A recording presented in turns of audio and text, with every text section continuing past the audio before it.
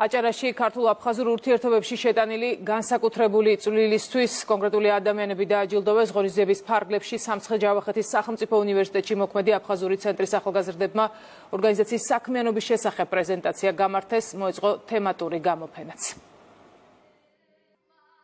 სამცხე-ჯავახეთის უნივერსიტეტის სტუდენტებმა წარმოადგინეს საოცარი სამეცნიერო პრეზენტაციული ჩვენება, რომელიც კიდევ ერთხელ ხაზს უსვამს ამდენ მნიშვნელოვანია ქვეყნის ტერიტორიული მთლიანობის აღდგენა და ზრუნვა ქართული ენის, აფხაზური ენის, ჩვენი საერთო მომავლისთვის. ის შეხვედრები, ის ყველა ინიციატივები, რაც დღეს გაჟღერდა, განსაკუთრებით ახალგაზრდების მიმართულებით, იმ ადამიანების ღვაწლი, რომელიც დაფასდა, არასოდეს არ უნდა დაგვავიწყდეს, საიდანაც მოვდივართ, სად არის ეს ჩვენი ფესვები.